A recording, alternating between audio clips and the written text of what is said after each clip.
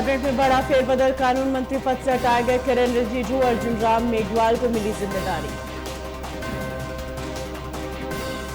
कर्नाटक के मुख्यमंत्री होंगे Siddaramaiah, D K Shivakumar deputy CM के पद पर हुए राजी, 20 मई को लेंगे शपथ।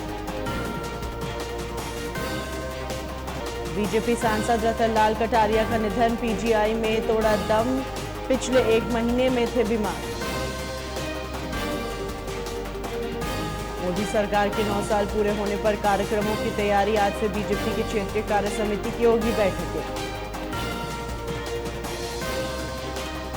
बागपत में लेखपाल के बैंक से हुआ लाखों का लेन देन, 4 दिन से लापता है लेखपाल प्रवीण, पुलिस तलाश में जुटी।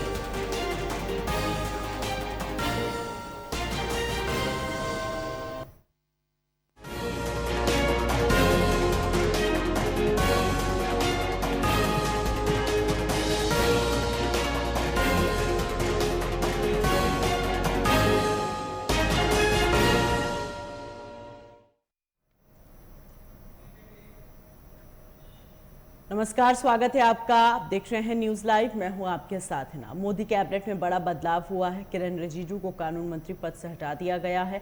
उनकी जगह अर्जुन राम मेघवाल को कानून मंत्री बनाया गया। पीएम नरेंद्र मोदी की सलाह पर राष्ट्रपति द्रौपदी मुर्मू ने मंत्रिमंडल में बदलाव को मंजूरी दी है। अब किरेन रिजिजू को कानून मंत्रालय से बदलकर भू विज्ञान मंत्रालय सौंपा गया। वहीं रिजिजू की जगह अर्जुन राम मेघवाल को उनके मौजूदा पोर्टफोलियो के अलावा कानून और न्याय मंत्रालय में राज्य मंत्री के रूप में स्वतंत्र प्रभार सौंपा है। गौरतलब है, मेघवाल पहले से ही संस्कृति मंत्रालय में राज्य मंत्री के पद पर हैं।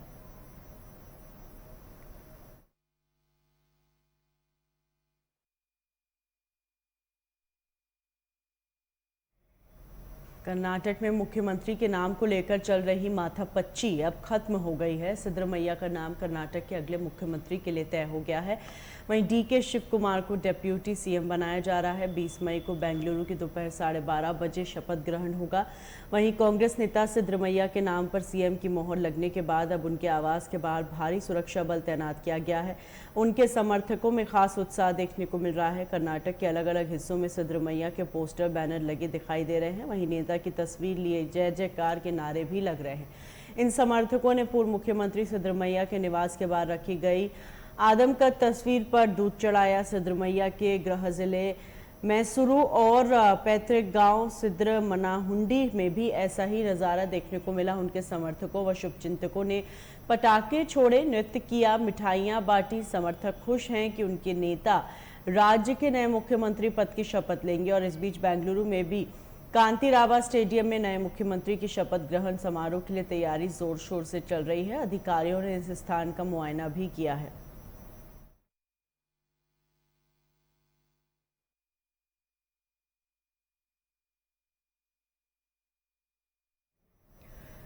कर्नाटक में बीजेपी की हार के बाद कांग्रेस लगातार बीजेपी पर हमला कर रही है। कांग्रेस नेता और पार्टी प्रवक्ता सुप्रिया श्रीनेत ने कहा, कर्नाटक की जनता ने तानाशाह को करारा जवाब दिया है। उन्होंने कहा कि प्रधानमंत्री मोदी का फ्लॉप शो जारी है। पहले हिमाचल और अब कर्नाटक, दोनों ही जगह बीजेपी ने मोदी जी के चेहरे पर चुनाव लड़ा और बुरी तरह हार का सामना करना पड़ा। इसके अलावा उन्होंने क्या कुछ कहा, सुनाते हैं आपको। आकांक्षा होना गलत बात नहीं है। कर्नाटका में कांग्रेस की प्रचंड जीत के नतीजे 13 मई को आए और अभी 4 ही दिन तो हुए हैं। और उसके बाद कांग्रेस के विधायकों के साथ मीटिंग हुई, ऑब्जर्वर्स ने उसके साथ मीटिंग करी। उन्होंने एक रिपोर्ट बनाकर कांग्रेस अध्यक्ष को दी। कांग्रेस का शीर्ष नेतृत्व, जिसमें हमारे नेता राहुल गांधी जी भी शामिल थे, सीतारामैया जी से भी मिले, डीके शिव कुमार जी से भी मिले, और क्यों ना मिले। राजनीति में महत्वाकांक्षा होना गलत बात नहीं, और लोकतांत्रिक ढंग से चुनाव हुआ। लोकतांत्रिक ढंग से विधायकों की सर्वसम्मति से एक मुख्यमंत्री चुन लिया जाएगा और वो मुख्यमंत्री जल्दी ही अनाउंस होगा और वो हमारी 5 गारंटियों को अपनी पहली कैबिनेट मीटिंग में पूरा करेगा। और इतना तो होना भी चाहिए। लेकिन प्रचंड जीत के बाद भाजपा का एक बड़ा तबका है जो सदमे में आ गया है। एक और बड़ा तबका है जो सख्ते में और अनाप शनाप बोल रहा है। और एक और बड़ा तबका, उसका तो ऐसा मेल्टडाउन हुआ है कि वो 6.5 करोड़ कन्नडिगा को ही कोस रहा है पानी पी पी कर। लेकिन आपको यह समझ में आ रहा है कि मीडिया को क्या तकलीफ है? मीडिया क्यों इसको नाटक बुला रही है, इसको सस्पेंस बुला रही है, इसको साजिश बुला रही है, इसको खींचातान बता रही है? ऐसा तो कुछ हो नहीं रहा है। क्या मीडिया को याद नहीं है कि 18 दिन असम में लग गए थे और 11 से ज्यादा दिन उत्तराखंड में लगे और हफ्ते भर से ज्यादा उत्तर प्रदेश में लग गया और 1 महीना लग गया था महाराष्ट्र की कैबिनेट घोषित होने में, मीडिया को सब याद है। तो मीडिया ऐसा क्यों कर रहा है? इसके पीछे एक बड़ा राज है, एक बड़ी कहानी है, और सुनिए आगे की कहानी। मीडिया ऐसा इसलिए कर रहा है क्योंकि वो बहुत बड़े सच पर पर्दा डालना चाहता है। वो मोदी जी की जो नाकामी है उसको छुपाना चाह रहा है, नहीं तो चर्चा उस पर शुरू हो जाएगी। मीडिया चर्चा नहीं करना चाहता कि फ्लॉप शो जो हिमाचल में था वही कर्नाटक में जारी है। हिमाचल में भी कहते थे मेरा दूसरा घर है, कर्नाटक में अपने कंधों पर चुनाव ले लिया था, बुरी तरह से शिकस्त हुई। अब ये साबित हो चुका है कि लोग जो हैं वो मोदी जी के बरगलाने में आने वाले नहीं है। लोगों के अंदर गुस्सा है, जितना मोदी जी बोलते हैं उतना गुस्सा फूटता है और उतना उनके खिलाफ वोट पड़ रहा है। लोगों को समझ में आ गया है कि ये बस अपना दुखड़ा रोएंगे, अपनी बात करेंगे, नहीं तो नेहरू की बात कर देंगे, इधर उधर की बात करेंगे, ना बेरोजगारी की करेंगे, ना महंगाई की करेंगे, ना करप्शन की करेंगे, ना उनके जीवन की बात करेंगे। लोगों को समझ में आ गया जब बोलेंगे तो बड़े बड़े जुमले और झूठ ही बोलेंगे। तो लोग अब गुस्से में हैं और उनका गुस्सा जो है वो वोट की तरह से फूट पड़ रहा है।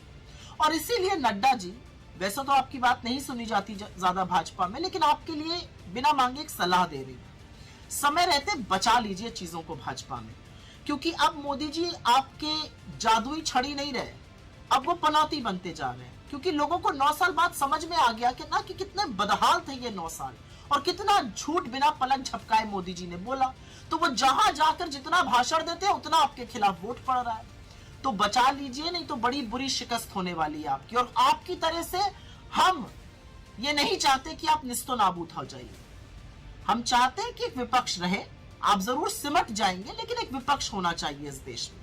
इसलिए अपनी डूबती हुई नैया को जरूर बचा लीजिए और मोदी जी को इतना आगे करना छोड़ दीजिए। मोदी जी को थोड़ा सा बैकग्राउंड में करिए।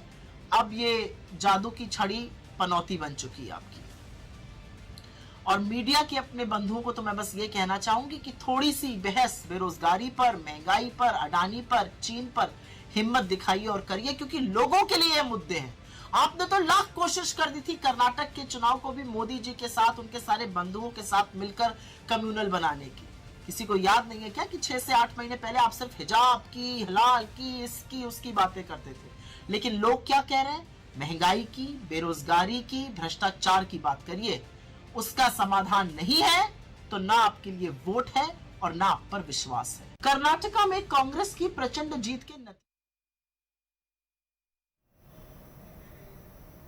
चुनावी साल में शिवराज सरकार ने प्रधानमंत्री नरेंद्र मोदी की सीखो कमाओ योजना की तर्ज पर मध्य प्रदेश में मुख्यमंत्री सीखो कमाओ योजना को मंजूरी दी। इसका उद्देश्य प्रदेश में युवाओं को रोजगार हासिल करने के काबिल बनाना है। योजना के जरिए युवाओं को स्किल डेवलपमेंट ट्रेनिंग दी जाएगी। ट्रेनिंग के दौरान स्टाइपेंड भी मिलेगा और इसके लिए बाकायदा पोर्टल बनाया जाएगा। वहीं सीएम शिवराज सिंह ने पत्रकारों से बातचीत कर योजना के बारे में बताया। मतलब बिना अपने बेरोजगार बेटा बेटियों के लिए एक नई योजना को कैबिनेट ने मंजूरी दी है। मुख्यमंत्री सीखो कमाओ योजना नाम हमने सरल रखा है ताकि गरीब से गरीब, मतलब बिना ज्यादा परेशानी के योजना एकदम क्लिक हो सके। सीखो और कमाओ, लर्न एंड अर्न अगर अंग्रेजी में कहें तो। इस योजना के अंतर्गत 12वीं पास जिन्हें ITI किया है वो बच्चे, जिन्हें ग्रेजुएशन किया है, पोस्ट ग्रेजुएशन किया है, वो सारे के सारे इस योजना के लिए पात्र होंगे। हमने अलग अलग तरह के कई काम, लगभग 700 हैं वो, engineering, electronics, mechanical, civil, management, hotel management, tourism और ट्रेवल, अस्पताल, रेलवे, ITI, सॉफ्टवेयर डेवलपमेंट का क्षेत्र, बैंकिंग, बीमा, लेखा, चार्टर्ड अकाउंटेंट और अन्य वित्तीय सेवाएं संबंधी काम बच्चों को सिखाए जाएंगे। काम सिखाने के लिए ये अलग अलग जो, चाहे वो इंडस्ट्रीज हो, बड़े उद्योग हो, एमएसएमई उद्योग हो या सर्विस सेक्टर हो, उसके 700 काम अलग अलग सिखाए जाएंगे। और काम किसी प्राइवेट फैक्ट्री हो, इंस्टीट्यूशंस हो, कोई कॉलेज हो, कोई अस्पताल हो, अलग अलग जगह सीखेंगे। लेकिन काम सीखने के बदले हम बच्चों को पैसा देंगे और डीबीटी के माध्यम से ये पैसा उनके खातों में जाएगा। बच्चे काम सीखेंगे तो जो बच्चे 12वीं पास है उन्हें 8,000 रुपया महीना,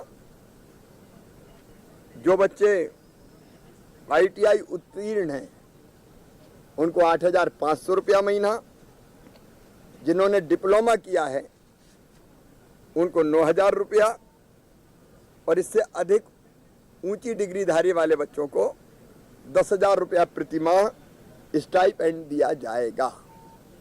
अब बच्चे काम भी सीखेंगे और उनको स्टाइपेंड भी मिलेगा इस अवधि के दौरान।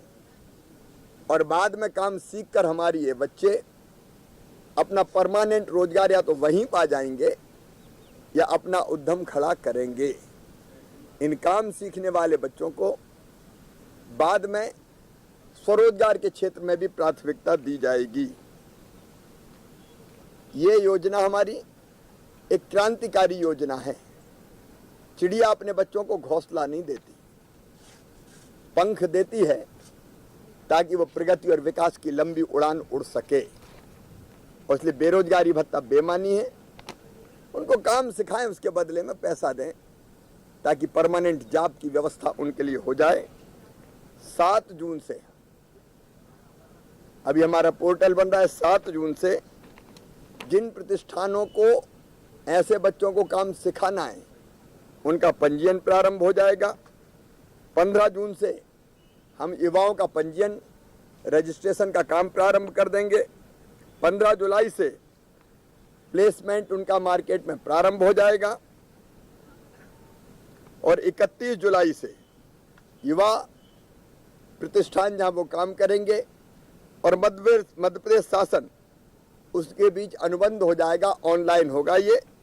और 1 अगस्त से बच्चे काम करना प्रारंभ कर देंगे और उसके बदले में उनको ये राशि 1 महीना जैसे ही काम करेंगे मिलना प्रारंभ हो जाएगी।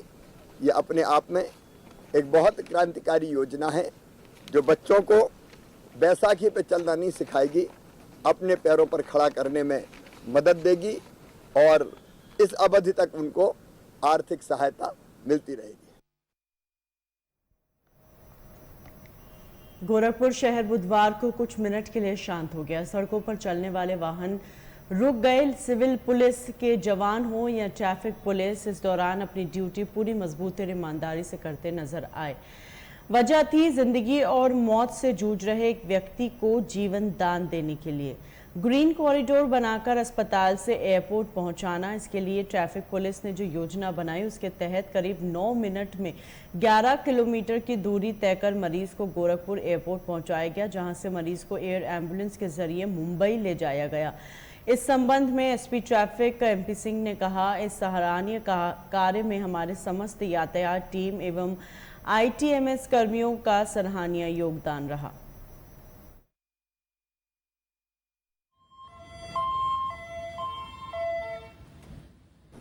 आज सावित्री हॉस्पिटल जो तरंग और विजय चौक वाले रास्ते पर है, वहाँ एक गंभीर व्यक्ति एडमिट थे। उनके लिए एयर एम्बुलेंस से मुंबई शिफ्ट किया जाना है, ये सूचना प्राप्त हुई। इस सूचना पर ITMS के लिए और ट्रैफिक पुलिस की टीम के लिए और थाना चौकी पुलिस जो भी रास्ते में पड़ते हैं सभी के लिए एक्टिवेट और अलर्ट किया गया। इस प्रकार ये करीब 11 किलोमीटर की दूरी इस भीड़ भाड़ वाले ट्रैफिक के माहौल में इस समय पीक पर होता है ट्रैफिक, उनके लिए 12 किलोमीटर की दूरी ये करीब 9 मिनट में हम लोगों ने एम्बुलेंस के लिए पहुंचा दिया, जहां से वो एयरलिफ्ट होकर मुंबई जो है फर्दर ट्रीटमेंट के लिए रवाना हो गए।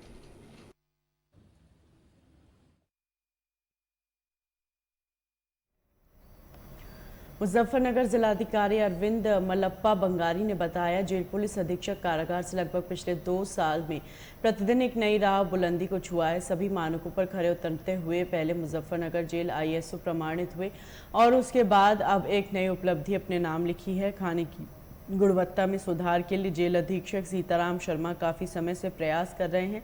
शहर के प्रसिद्ध होटल सॉलिटर के शेफ मुजफ्फरनगर जेल में आकर खाने की गुणवत्ता को बेहतर बनाने के लिए बाकायदा प्रशिक्षण देकर 5 स्टार ट्रेनिंग के लिए किए जा रहे प्रयासों में बड़ी सफलता मिली और आज मुजफ्फरनगर जेल को FSSAI ने इनराइट कैंपस से नवाजा है। वहीं जिलाधिकारी मुजफ्फरनगर अरविंद मल्लप्पा बंगारी ने अधीक्षक सीताराम शर्मा की प्रशंसा की।